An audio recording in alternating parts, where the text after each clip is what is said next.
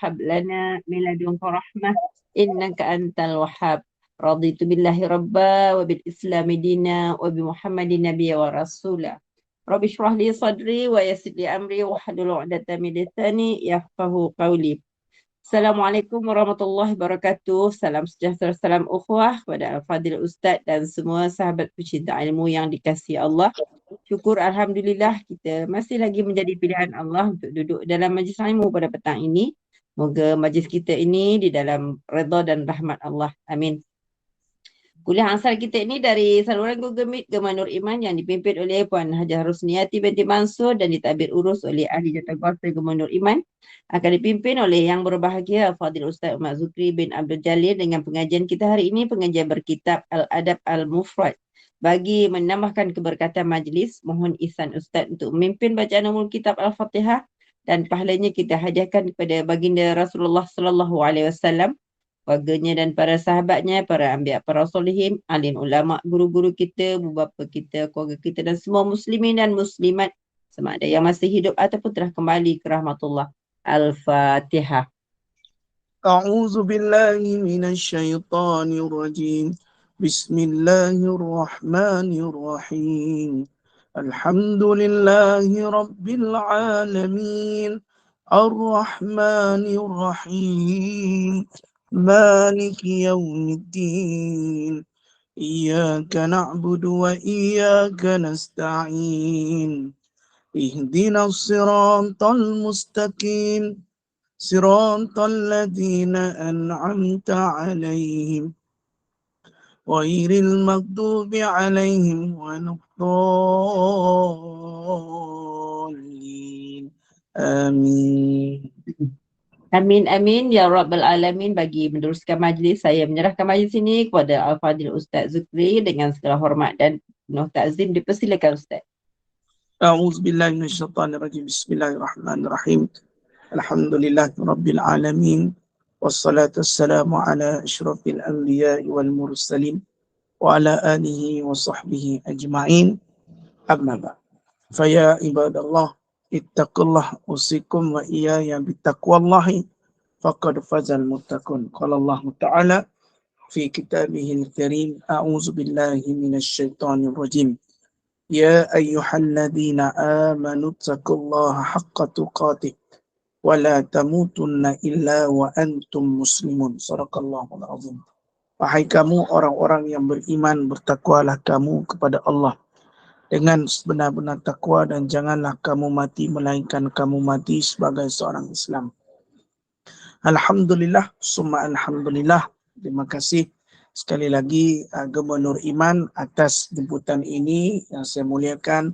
Ayah-ayah, ibu-ibu yang dikasihi oleh Allah Subhanahu wa Ta'ala. Apa kabar semuanya, sihat ke? Baik, alhamdulillah.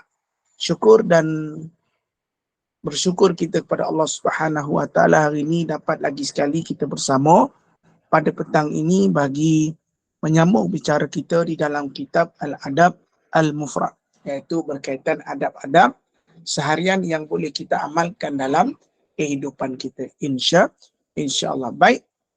Sebelum kita teruskan perkongsian kita pada hari ini, boleh kita tahu muka surat berapa Bonda Nur ini? Kalau yang dekat Bonda ni muka surat 119, 70, berapa tu? 76. Ya, 76. Menyatakan rumah yang baik. Ya. Ada rumah padanya ada anak yatim yang diperlakukan baik. Okay, baik. Muka surat 119, 70. Okey, sebelum saya kongsi ya. Okey, terutama sekali saya ucapkan terima kasih kepada Gema Nur Iman atas semangat lembu dan juga kambing. Juga alhamdulillah proses korban itu berlaku amat-amat baik. Semua peserta dah diagihkan dengan daging dan ni saya nak cerita sikit.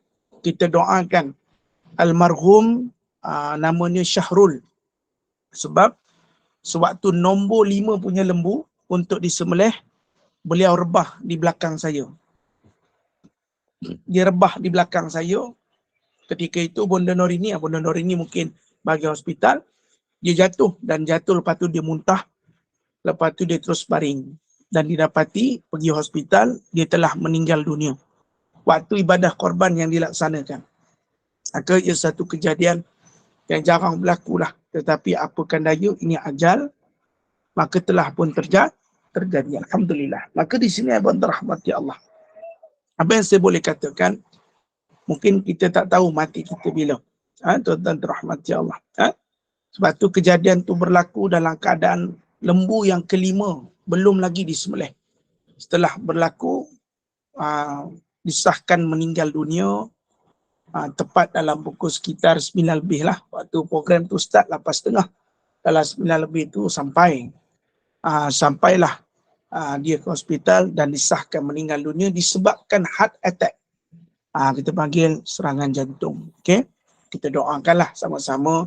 Dan arwah petang tu setelah di postmortem, pihak hospital didapati jantungnya kena heart attack dan dibawa ke Kedah lah. Dibawa ke Kedah pada petang tersebut juga, setelah dimandikan dan disolatkan. Ini adalah satu peristiwa yang jarang berlaku lah selama saya usia 32 tahun ni. Waktu korban terjadi kematian yang berlaku depan saya, sangat dekat dengan saya. Seseorang tu rebah dalam sekitar 3 kaki daripada saya. Tak ada jauh mana. Saya pun terkejut. Tapi dia jatuh tu tak menyebut apa-apa. Saya ingat dia jatuh biasa. Tetapi apakan daya, itulah kematian yang ada kalanya kita sendiri tak dapat nafikan. Ialah satu perjalanan, insyaAllah. Tuan-tuan. Ada ucap tak Ustaz? Ajar syahadah tak? Bukan tak nak ajar. Dia duduk pun dia. Saya ingat dia jatuh biasa. Eloklah namanya. Dia jatuh biasa je. Dia jatuh terduduk. Ada motor, dia tarik motor, terimpak motor. So orang angkat lah. So dia duduk. Lepas tu dia muntah. Lepas dia dah kena heart attack lah tu. Dia dah kena heart attack lah tu. Tu dia muntah. Dia kena. Lepas tu adalah orang nurse kat situ. Sebab saya terpaksa nak sembelih lembu, macam mana nak tolong? Yelah. Lepas tu hantar hospital lah. Tengah nak menyembelih lembu tu. Lepas tu kelang kabut, lepas tu saya biarkanlah kejap. Lepas tu ada orang datang, tiba ada dekat situ, jemaah situ, ada nurse. Dia push, macam nadi tak ada. Push. Dia seringkan badan pun, tak bangun juga pun, dia tekan. Bawa naik kereta Ezora, bawa ke hospital sahkan, dah meninggal dunia. Itulah. Kejadian. Kalau dia masa tu mungkin dia orang buat CPR, okey kot. Tak tahulah pandai tak pandai bunda. Tapi itulah Allah Ta'ala punya kuasa kan, mungkin dia memang dah sampai masanya. Betul, kena heart attack.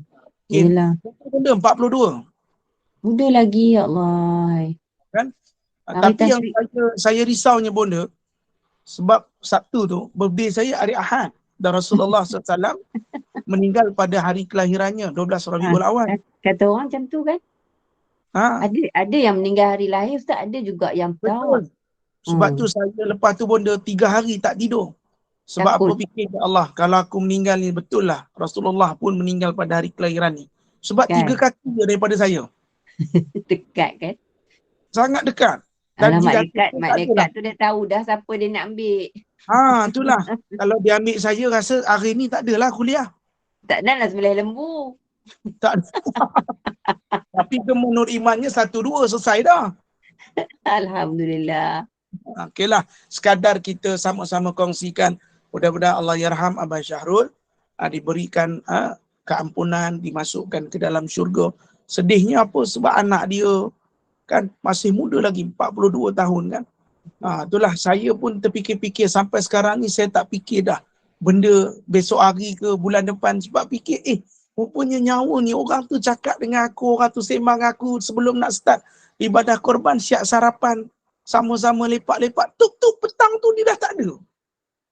Lepas tu dia satu pengajaran bagi kita lah, kan selalu kita suka merancang, tetapi kita belum tahu sesungguhnya keadaannya akan berlaku semikian kan. Wallahu a'lam. Baiklah. Terima kasih sebab sama-sama mendoakan. Baik. Kita masuk pula hadis nota kaki yang ke-76. Babu khairu baitun fihi yatimun yuhsanu ilaih. Disebutkan bab pada menyatakan rumah yang baik adalah rumah yang padanya ada anak yatim yang diperlakukan dengan baik. Haddatsana Abdullah ibnu Utsman qala akhbarana Abdullah qala akhbarana Sa'id bin Abi Ayyub an Yahya bin Abi Sulaiman an ibni Abi Attabin an Abi Hurairah radhiyallahu anhu qala qala Rasulullah sallallahu alaihi wasallam khairu baitin fil muslimina baitun fihi yatimun yuhsanu ilaih wa syarru baitin fil muslimin baitun fihi yatimun yusta'u ilaih ana wa kafilul yatim fil jannati kahataini yusiru bi isba'aihi. Disebutkan dalam hadis ini pada Abu Hurairah radhiyallahu anhu, ia telah berkata, bersabdanya baginda Nabi sallallahu alaihi wasallam, rumah yang baik di kalangan orang-orang Islam adalah rumah yang padanya ada anak yatim yang diperlakukan dengan baik. Di sini hadis ini menggambarkan rumah-rumah yang terdapat anak yatim. Rumah itu adalah rumah yang padanya rumah yang baik. Kenapa? Sebab anak yatim ini anak yang sangat mulia.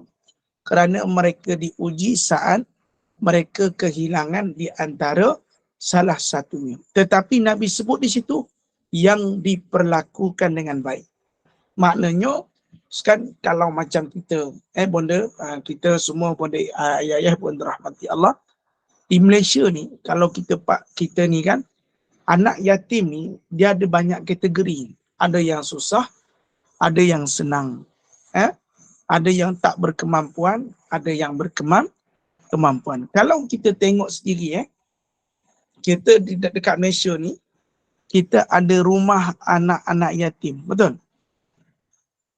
Kita ada satu rumah yang dinama anak yatim itulah, anak yatim inilah. Bagi penempatan mereka sebagai tempat untuk mereka berkasih sayang.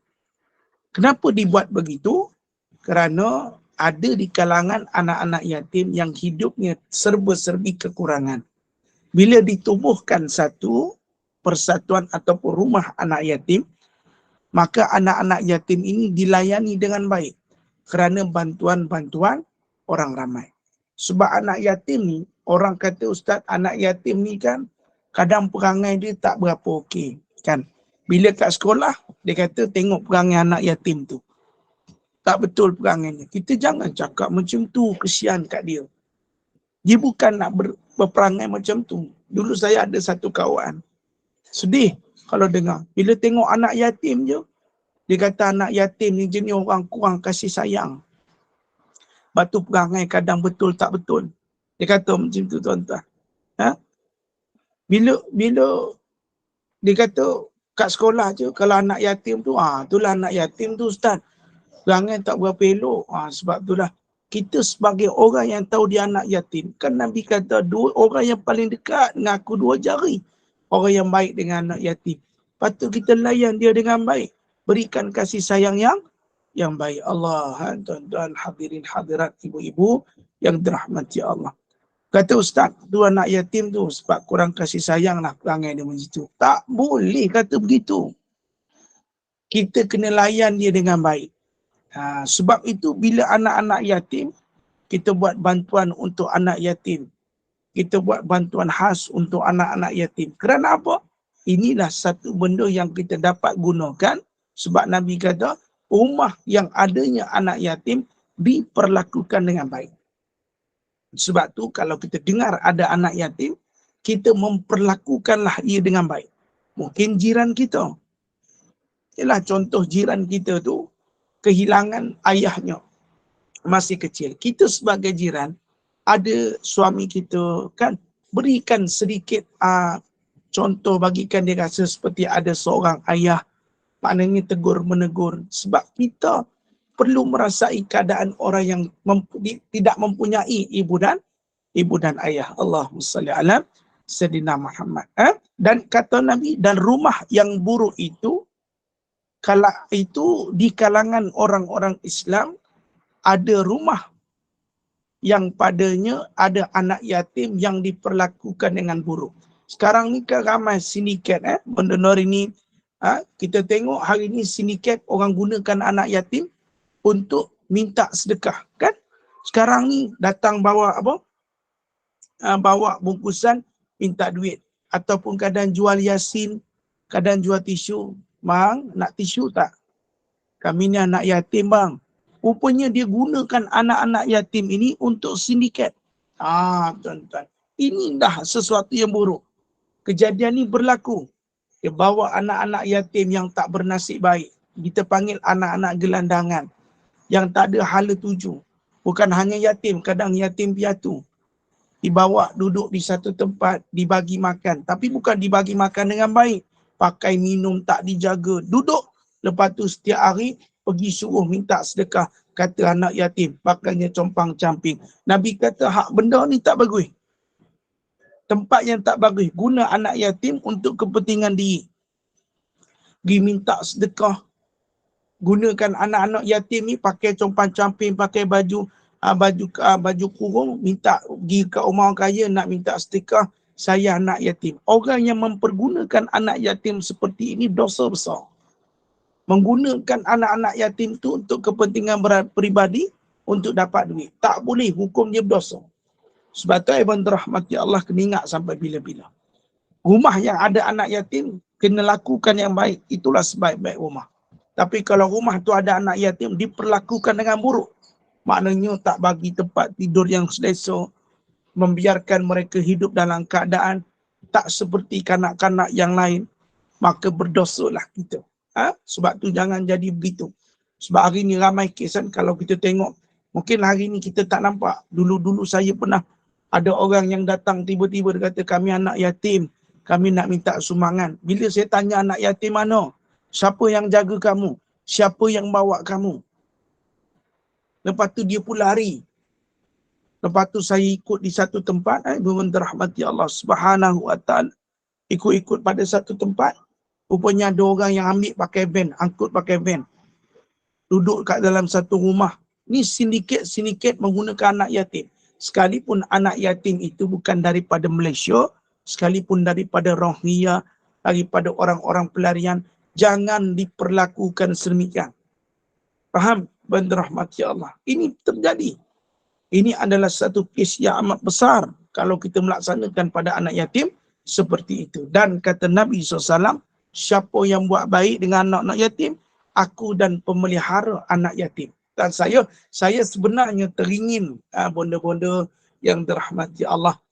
Kalaulah kita satu hari nantilah bonda Norini, bonda Ros yang sedang sakit, dan Allah sembuhkan.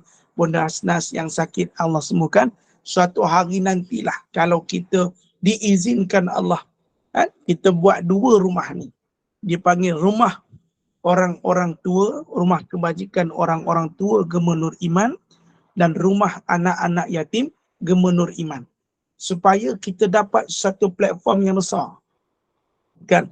Kita jaga rumah anak yatim tu, kita dapatkan dana untuk rumah anak yatim yang diberi nama Rumah Anak Yatim Gema Nur Iman. Kita bantu pada anak-anak yatim yang tak berkemampuan.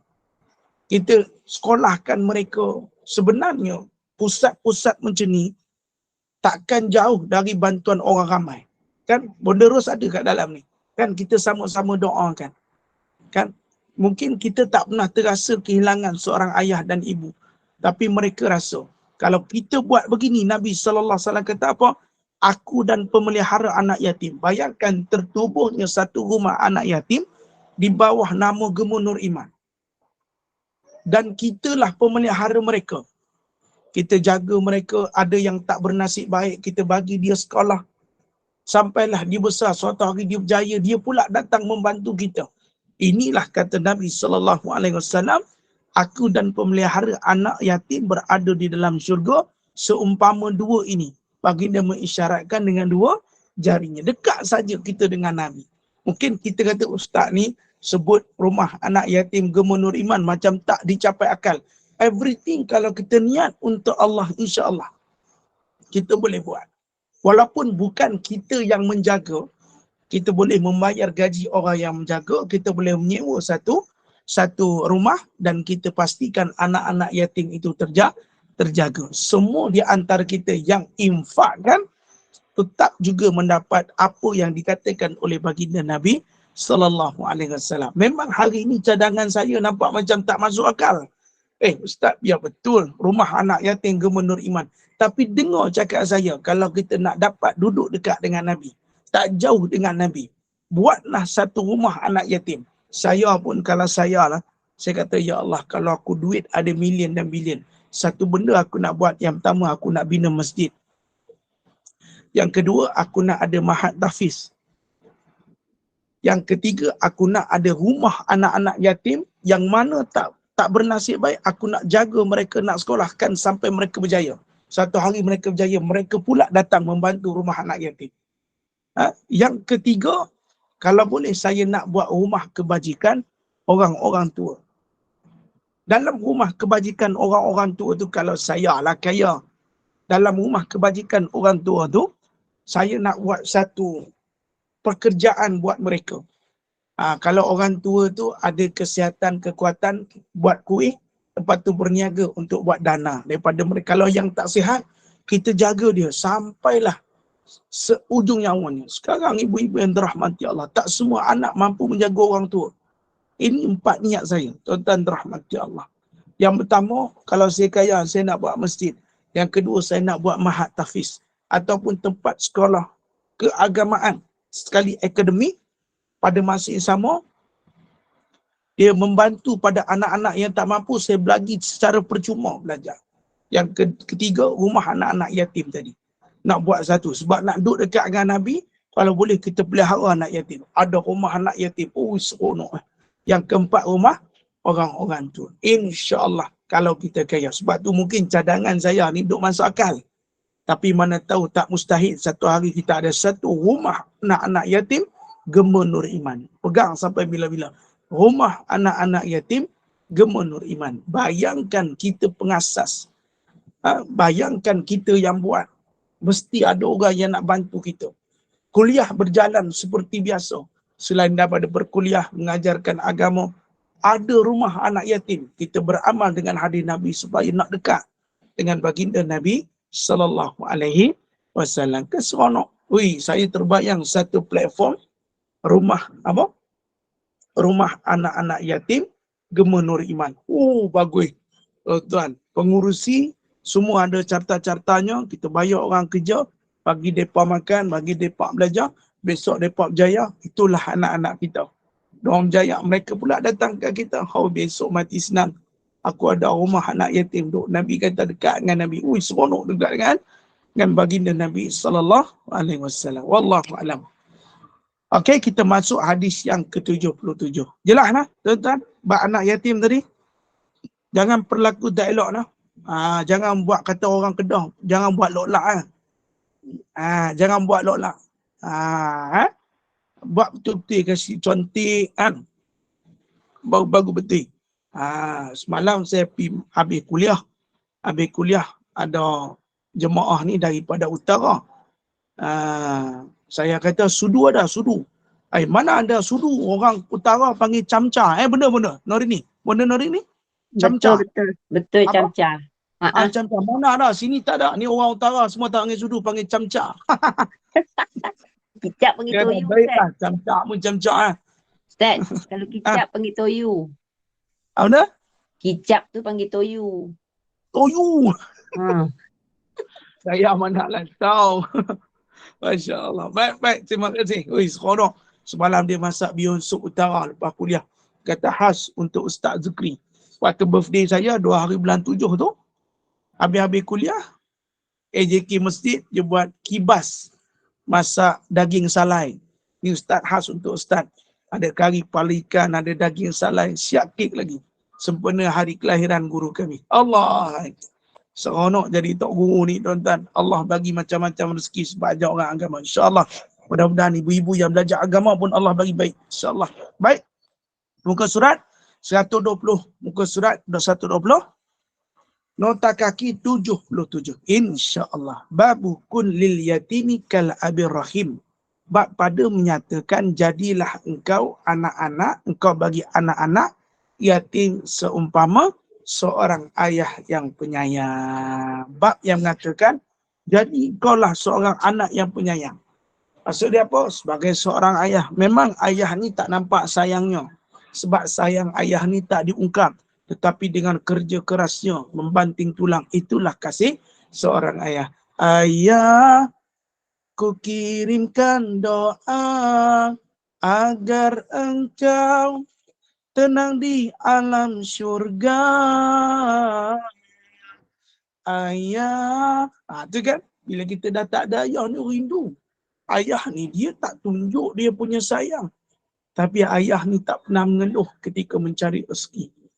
Inilah hebat seorang ayah. Kan? Sebab tu kalau ayah kita kata, kenapa ayah macam ni? Kenapa ayah macam ni? Tak nampak sayangnya. Sebab seorang ayah sayangnya dizakhirkan dengan perbuatan.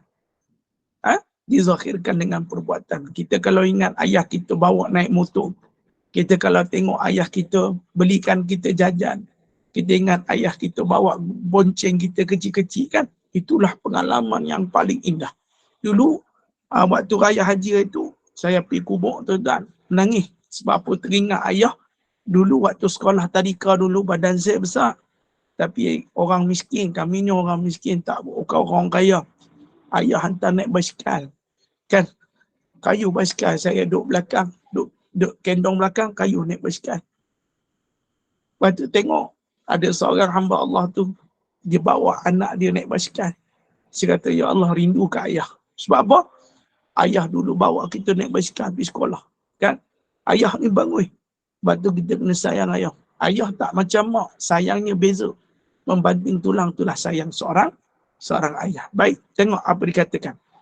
Haddatsana Amru bin Abbas qala haddatsana Abdurrahman qala haddatsana Sufyanu an Abi Ishaq qala sami'tu Abdurrahman bin Abza qala Da'udu kulli yatim kal abir rahim wa'lam annaka kama tazra'u kadzalika tahsudu ma aqbaha al-faqra ba'da al-ghina wa aksaru min zalika aw aqbahu min zalik ad-dalalatu ba'da al-huda wa idza wa'adta sahibaka fa'anjis lahu ma wa'adtahu fa illa taf'al yurisu bainaka wa bainahu adawah wa ta'awwaz billahi min sahibin in zakarta lam yu'inka wa in nasita lam yuzakkirka. Daripada Abdurrahman ibnu Abza, dia telah berkata Nabi Daud alaihi salam, jadilah engkau kepada anak-anak yatim seperti ayah yang penyayang. Seperti ayah. Walaupun kamu bukan ayah sebenarnya, tapi jadilah kamu ayah penyayang. Dan ketahuilah bahawasanya engkau, apa yang engkau tanam demikian pula yang engkau tuai. Alangkah buruk kefakiran setelah kaya. Dan lebih banyak daripada demikian itu, atau yang lebih buruk daripada demikian itu adalah kesesatan setelah hidayah. Makna di sini tuan-tuan, hidayah tak mai dua kali. Tetapi dia mai sekali. Kalau kita abaikan hidayah ni, takut dia tak datang dua kali. Seburuk-buruk, alangkah buruk kefakiran setelah kaya. Dan lebih banyak daripada demikian itu, atau yang lebih buruk daripada demikian itu adalah kesesatan setelah hidayah. Paling buruk sekali, walaupun ada fakir setelah kaya. Apa yang engkau tanam demikian itulah yang engkau tuai. Maksud di sini apa? Apa yang kau buat, itulah yang kau dapat. Yang kau daripada kekayaan, kau jadi kefakiran. Itu amat buruk bagi kamu setelah kamu kaya. Dan apa yang kamu tanam, kamu tuai. Apa yang kamu buat, kamu dapat. Dan Nabi sebut, dan juga di situ tuan-tuan dirahmati Allah, apa kata Nabi Daud AS, dan jika ada lagi yang lebih teruk daripada itu, iaitu kesesatan setelah hidayah, petunjuk kamu dapat tetapi kamu masih tersesat. Ibu-ibu ayah yang dirahmati Allah, dengan molek. Ayat ni saya seronok ambil. Sebab kita hari ni semua dah dapat hidayah. Kenapa? Hari-hari kita dengar kuliah, hari-hari kita dengar ilmu, hari-hari kita baca Yasin, hari-hari kita baca Quran. Kita di environment, skill hidup kita dengan kebaikan. Itu hidayah. Janganlah kamu disesatkan setelah Allah bagi hidayah. Ini paling keburukannya amat buruk. Kita dah belajar ilmu, tapi masih kita berada dalam kesesatan. Kita dah faham agama, tapi kita masih berada dalam kesesatan. Kita dah tahu macam mana nak salat, kita tahu bagaimana cara puasa. Kita dengar majlis ilmu ni dah berapa tahun saya mengajak Gunung Iman ni, saya rasa lah daripada 2021, dah 22 tahun lah. Dah 2 tahun dah Gemuk Nur Iman ni. Ni nak cerita bagi kita faham. Masya Allah, tabarakallah. Sebab tu hari ni kita dapat petunjuk dah. Tapi jangan sesat apabila Allah dah bagi petunjuk. Hak kita main majlis ilmu ni, sebab apa? Bila Allah nak menjadikan seseorang itu baik, kata Nabi, dia akan fahamkan dia dengan agama. Kita semua berada dalam satu tempat, ya Allah nak jadikan kita baik, sebab hari ini kita faham agama. Macam-macam kuliah ada dekat majlis Nur Iman, jangan kamu disesatkan dengan perkara-perkara setelah kamu mendapat hidayah. Dan kata Nabi Daud, jika engkau telah berjanji dengan sahabatmu, maka penuhilah apa yang engkau janjikan kepadanya. Setiap janji itu jangan mungkiri. Penuhilah apa yang kamu janji. Jangan kita janji seperti mana orang yang memungkiri, kerana sifat-sifat orang munafik itu bila ia berjanji dia akan mungkiri. Bila diberikan amanah, dia akan amanah itu kan diabaikan. Bila bercakap, dia berkata dalam keadaan tidak jujur. Ini sifat-sifat munafik. Jangan suka berjanji kalau tak mampu tunaikan. Cakaplah insya Allah. Ini janji tapi tak tunai-tunai. Kalau boleh setiap janji kita, hendaklah kita tunaikan. Okey? Dan katanya lagi, maka penuhilah apa yang engkau janjikan kepadanya. Kalau yang kefakiran setelah kaya, tu lagi kita masuk. Maka penuhilah apa yang engkau janjikan kepadanya. Kerana jika engkau tidak lakukan, ianya mewariskan permusuhan antara engkau dan dia. Engkau dan dia tu maksud dia apa? Kalau engkau tak berjanji, lepas tu engkau tak tunaikan pula, maka engkau akan menjadikan permusuhan antara engkau dan dia. Dan berlindunglah dengan Allah daripada sahabat sekiranya engkau menyebut kesusahanmu, dia tidak membantumu, dan sekiranya engkau lupa, dia tidak mengingatimu. Jangan ada sahabat-sahabat yang begini. Bila susah, dia tak bantu. Bila dia lupa, dia tidak mengingatkan. Ambillah sahabat yang ketika mana susah, dia membantumu. Tuan-tuan rahmati Allah. Bila dia lupa, kita yang mengingatkan dia. Apa maksudnya? Tuan-tuan, sahabat ni apa? Kawan ni ramai. Sahabat ni susah nak cari. Kan? Kawan ni apa? Bila senang dia ada. Bila susah dia tak ada. Sahabat ni apa? Bila senang ada, bila susah pun dia ada. Jangan ada orang yang seperti pertama tadi. Bila kamu susah, dia tak bantu. Faham? Jadilah mereka yang saat disusah, kamu bantu. Bersahabatlah dengan orang begini. Dan saat kamu lupa akhirat, maka ada sahabat yang ingatkan kamu. Kata Imam Syafi'i, peluklah sahabat. Peluklah sahabat ni yang selalu ingatkan kita ke akhirat. Bila kita susah, dia sentiasa berikan pertolongan kepada kita. Sahabat ini limited di akhir zaman. Susah nak jumpa. Faham? Kalau ada, peganglah mereka dengan erat. Peganglah mereka sungguh-sungguh. Peluklah. Jangan lepaskan mereka sahabat-sahabat seperti ini. Allahu Akbar, tuan-tuan. Kadang kita kawan ramai. Bila kita dah berjaya, ramai kawan datang. Tapi bila kita susah, batang hidung pun tak ada. Lah ni kita dah senang, kita dah hebat sikit, kita nampak masuk TV. Datang kawan. Hai, kawanku, my friend. Apa ni? Sebelum ni aku terkontang-kanting, aku jatuh bawah, tak ada seorang pun main. Bila kita senang, tiba-tiba muka tak ada apa, tiba-tiba datang. Tengok datang. Ini member siapa-siapa tiba-tiba datang tak tolong. Dulu susah tak nampak, saat senang baru nampak. Ini bukan sahabat. Sahabat yang ketika susah dia membantumu, itu sahabat. Jelas? Ya, siapa angkat tangan tu silakan. Ya, bonda suaya. Tak ada, tertekan tak apa.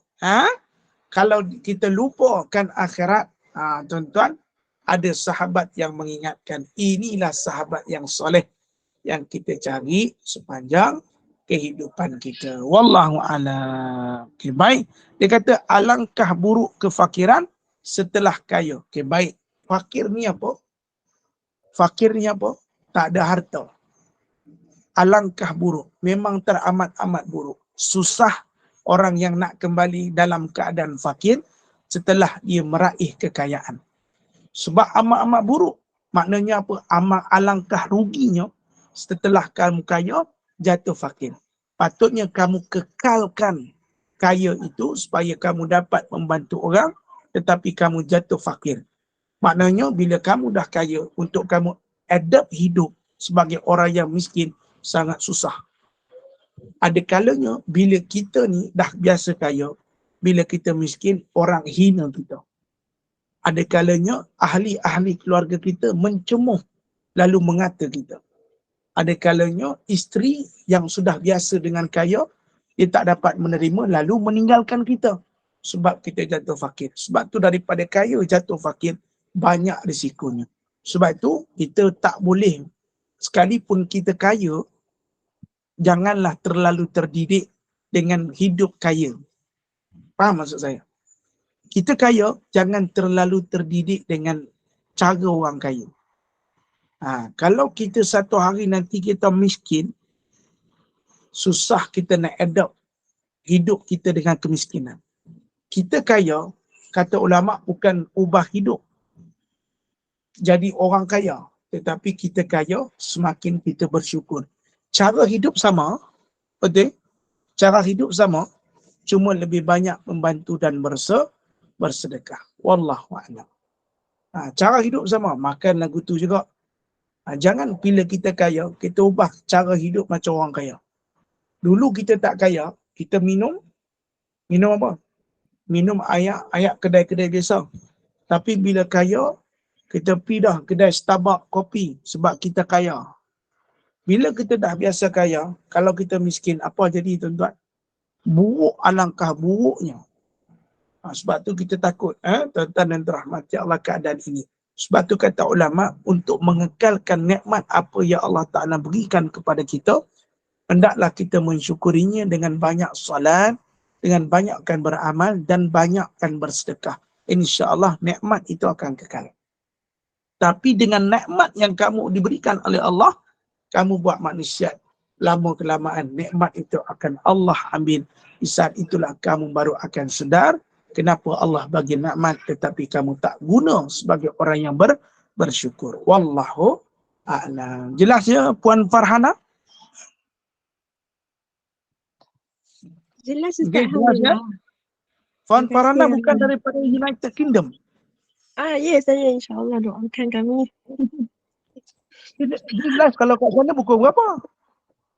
Pukul 11, 10.55 sekarang Ustaz. Maknanya dia berapa jam daripada kita? 8 jam ke belakang Sekarang kita 5.57. Maknanya dalam 6 jam macam itulah. 7 jam. 7 jam sebab musim panas. Selalunya 8 jam. Ya, betul-betul. Maknanya kat sana ni sekarang ni waktu pagi lah. Ya, pukul 10.55. Okey, Puan Farhana. Masuk okey tu macam mana Ustaz? Local environment kat sana okey ya? Dari segi persekolahan anak saya sangat risaulah antara sebab insya-Allah bulan 8 ni nak balik. Mudah-mudahan Allah tunjukkan jalan untuk memudahkan kami berhijrah ke Malaysia baliklah. Doakan ya Ustaz. InsyaAllah. Terima kasih. InsyaAllah. Mudah-mudahan Puan Farhana dapat kembalilah ke Malaysia dan sama-sama kita duduk dekat Malaysia ni. Sebab dekat UK belum tentu ada nasi lemak sotong. Adakah? Banyak Ustaz. Banyak. Kami Tapi ada satu risaukan benda, iman kami. Islam ada kat satu sini. benda yang tak ada dekat UK. Tapi ada kat Malaysia.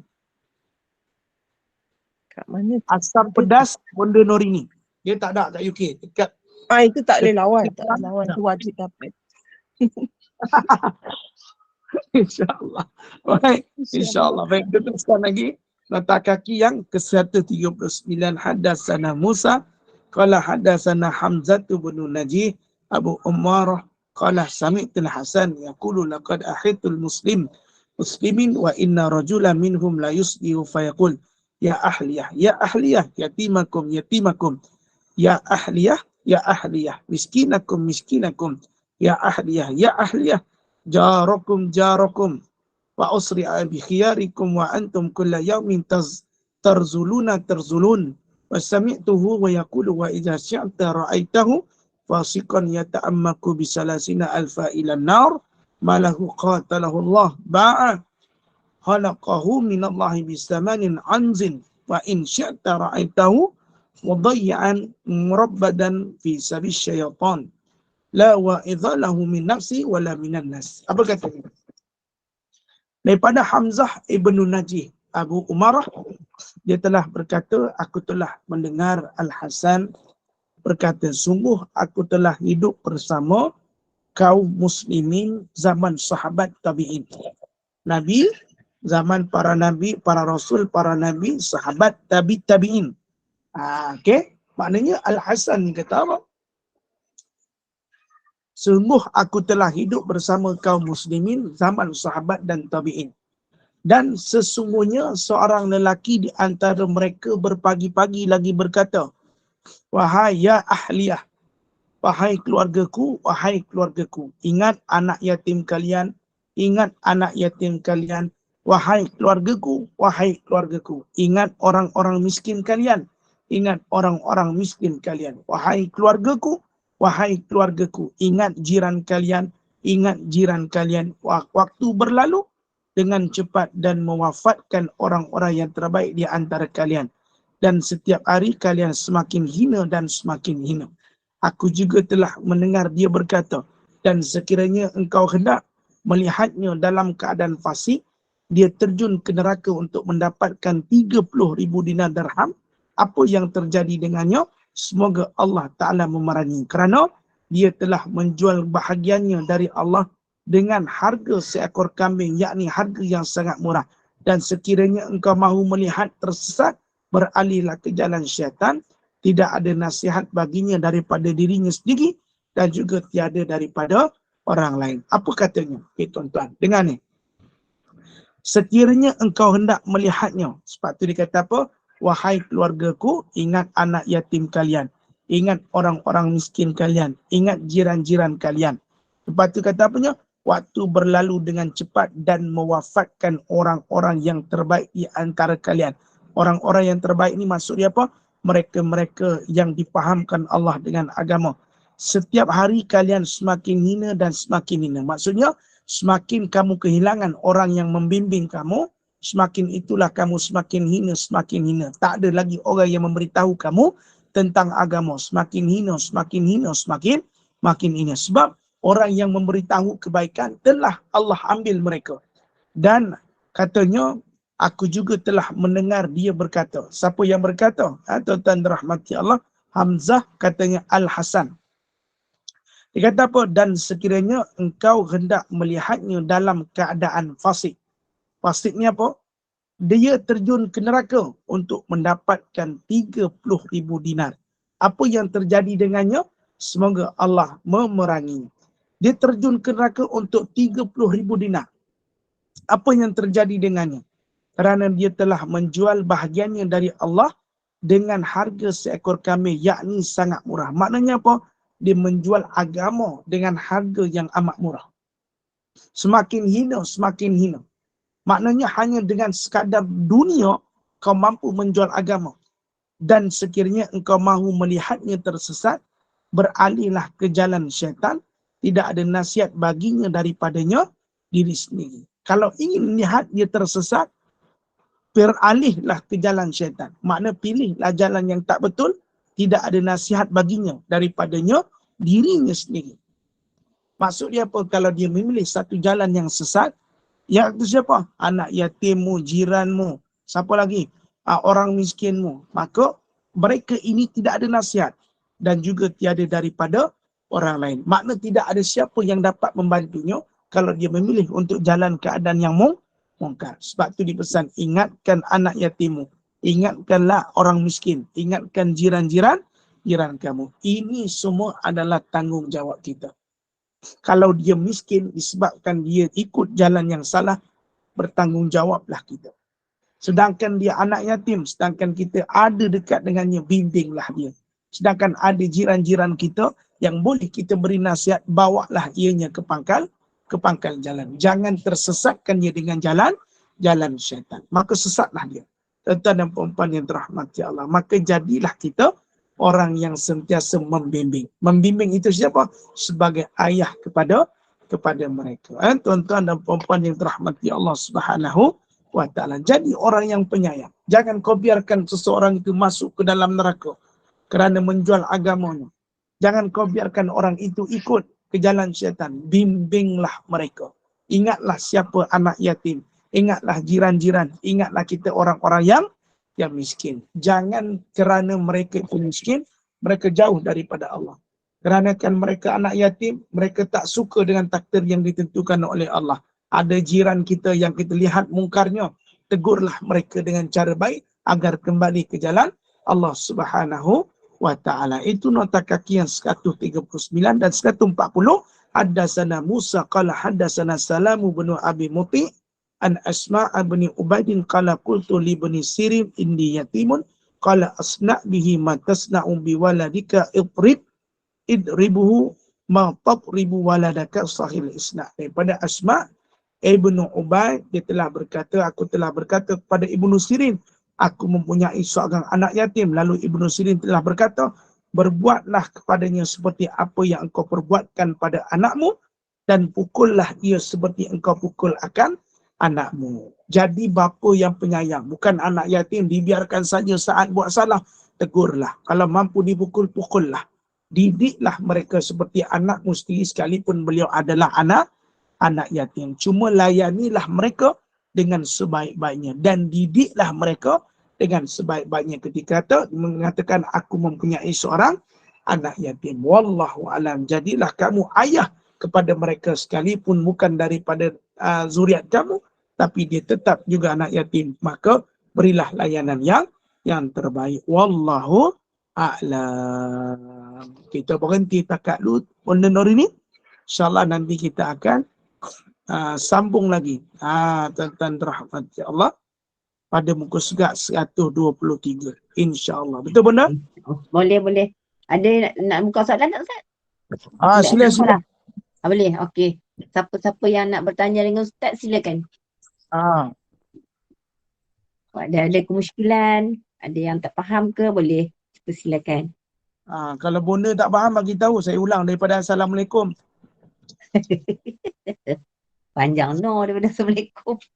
Daripada mula tadi, daripada start tu. Alhamdulillah. Tak ada. Semua dah faham lah Ustaz. Semua dah faham.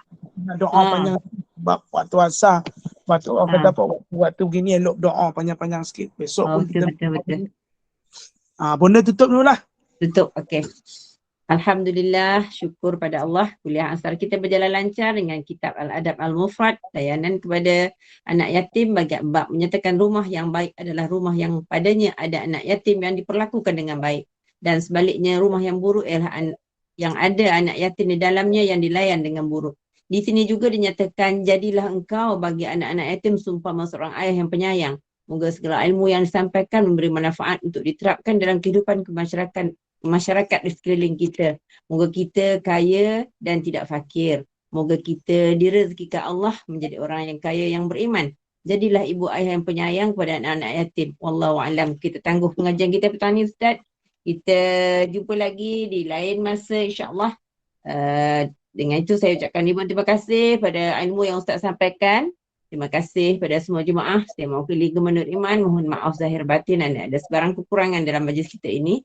Segala yang baik itu daripada Allah dan yang buruk itu adalah daripada kekurangan kami sendiri. Bagi menutup majlis, mohon Ustaz bacakan doa penutup, tazkirah kafarah dan surah Al-As, dan saya sudahi dengan wabillahi taufiq wal hidayah. Wassalamualaikum warahmatullahi wabarakatuh. Silakan Ustaz. Subhanallah wa bihamdihi, subhanallahil azim, asyhadu an la ilaha illa anta, نستغفرك ونتوب إليك. بسم الله الرحمن الرحيم. والعصر إن الإنسان لفي خسر إلا الذين آمنوا وعملوا الصالحات وتواصوا بالحق وتواصوا بالصبر. أعوذ بالله من الشيطان الرجيم. بسم الله الرحمن الرحيم. الحمد لله رب العالمين. والصلاة والسلام على أشرف الأنبياء والمرسلين وعلى آله وصحبه أجمعين. اللهم إنا نسألك رضاك الجنة ونعوذ بك من سخطك والنار. اللهم إنك عفو كريم تحب العفو فاعف عنا. اللهم إنا نسألك رضاك الجنة ونعوذ بك من سخطك النار. اللهم إنك عفو كريم تحب العفو فاعف عنا. ربنا هب لنا من أزواجنا وذرياتنا قرة أعين وجعلنا للمتقين إماما. اللهم إنا نسألك سلامة في الدين وعافية في الجسد وزيادة في العلم وبركة في رزق وتوبة قبل الموت ورحمة عند الموت ومغفرة بعد الموت. اللهم أهون علينا في سكرة الموت والنجاة من النار والعفو عند الحساب. اللهم إنا نعوذ بك من جهد البلاء ودرك الشقاء وسوء القضاء والشماتة الأعداء. اللهم إنا نعوذ بك من البرص والجنون والجذام ومن سيء الأسقام. ربنا آتنا في الدنيا حسنة وفي الآخرة حسنة وقنا عذاب النار. يا مقلب القلوب ثبت قلوبنا على دينك وعلى طاعتك. ربنا آتنا في الدنيا حسنة وفي الآخرة حسنة وقنا عذاب النار. صلى الله على سيدنا محمد وعلى آله وصحبه وسلم. الحمد لله رب العالمين. تقبل الله منكم منا ومنكم. Taqabbal ya karim. Terima kasih. Taqabbal ya